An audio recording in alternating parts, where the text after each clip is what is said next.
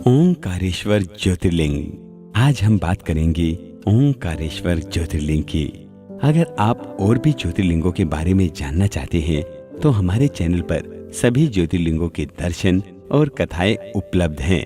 अभी आप हमारे चैनल को सब्सक्राइब करके उन्हें भी देख सकते हैं। और जो भी भोले बाबा के भक्त हैं वो अभी कमेंट में लिखना ना भूले।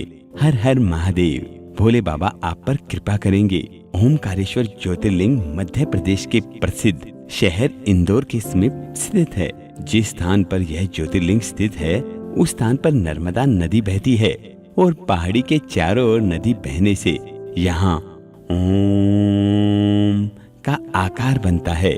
ओम शब्द की उत्पत्ति ब्रह्मा के मुख से हुई है, इसलिए किसी भी धार्मिक शास्त्र या वेदों का पाठ ओम के साथ ही किया जाता है। यह ज्योतिर्लिंग ओंकार अर्थात ओम का आकार लिए हुए है, इस कारण इसे ओंकारेश्वर नाम से जाना जाता है। यह ज्योतिर्लिंग मध्य प्रदेश में पवित्र नर्मदा नदी के तट पर स्थित है। इस स्थान पर नर्मदा की दो धाराओं में विभक्त हो जाने के बीच में एक टापू सा बन जाता है। इस टापू को मानधाता पर्वत या शिवपुरी कहते हैं। नदी की एक धारा इस पर्वत के उत्तर और दूसरी दक्षिण होकर बहती है। दक्षिण वाली धारा ही मुख्य धारा मानी जाती है। इसी मानधाता पर्वत पर श्री ओंकारेश्वर ज्योतिर्लिंग का मंदिर स्थित है। पूर्व काल में महाराज मानधाता ने इसी पर्वत पर अपनी तपस्या से भगवान शिव को प्रसन्न किया था। इसी से इस पर्वत को मानधाता पर्वत कहा जाने लगा। इस ज्योतिर्लिंग मंदिर के भीतर दो कोठरियों से होकर जाना पड़ता है। भीतर अंधेरा रहने के कारण यहाँ निरंतर प्रकाश चलता रहता है। ओंकारेश्वर लिंग मनुष्य निर्मित नहीं है, स्वयं प्रकृति ने इसका निर्माण किया है। इसके चारों ओर हमेशा जल भरा रहता है। संपूर्ण मानधाता पर्वत ही भगवान शिव का रूप माना जाता है। इसी कारण इसे शिवपुरी भी कहते हैं। लोग भक्ति पूर्वक इसकी परिक्रमा करते हैं। कार्तिकी पूर्णिमा के दिन यहाँ बहुत भारी मेला लगता है। यहाँ लोग भगवान शिव को चने की दाल चढ़ाते हैं। रात्रि की शिव आरती का कार्यक्रम बड़ी भव्यता के साथ होता है। तीर्थ यात्रियों को इसके दर्शन अवश्य करने चाहिए। इस ओंकारेश्वर ज्योतिर्लिंग के दो स्वरूप हैं। एक तो ममलेश्वर के नाम से जाना जाता है। यह नर्मदा के दक्षिण तट पर ओंकारेश्वर से थोड़ी दूर हटकर है।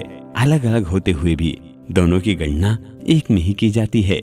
लिंग के दो स्वरूप होने की कथा महापुराणों में इस प्रकार दी गई है। एक बार विंध्य पर्वत ने पार्थिव अर्चना के साथ भगवान शिव की 6 मास तक कठिन उपासना की। उनकी इस उपासना से प्रसन्न होकर भूत भावन शंकर जी वहां प्रकट हुए। उन्होंने विंध्य को उनके मन वांछित वर प्रदान किए। विंध्याचल की इस वर प्राप्ति के अवसर पर वहां बहुत से ऋषिगण और मुनि भी पधारे। उनकी प्रार्थना पर शिव जी ने अपने ओंकारेश्वर नामक लिंग के 2 भाग किए। एक का नाम ओंकारेश्वर और दूसरे का नाम अमलेश्वर पड़ा। दोनों लिंगों का स्थान और मंदिर पृथक होते हुए भी दोनों की सत्ता और स्वरूप एक ही माना गया है।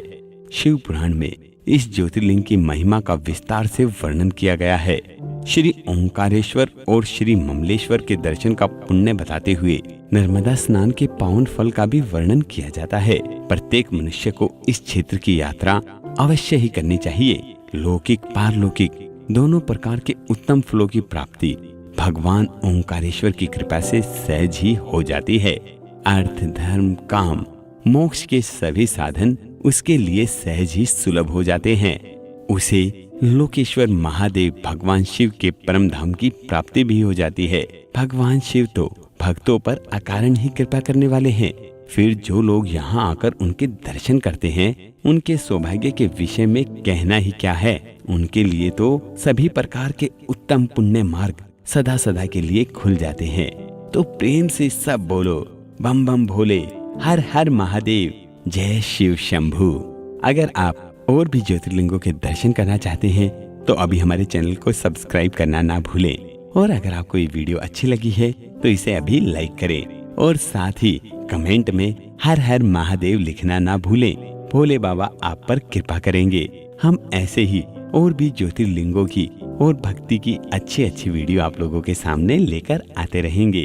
तो सब प्रेम से बोलो हर हर महादेव।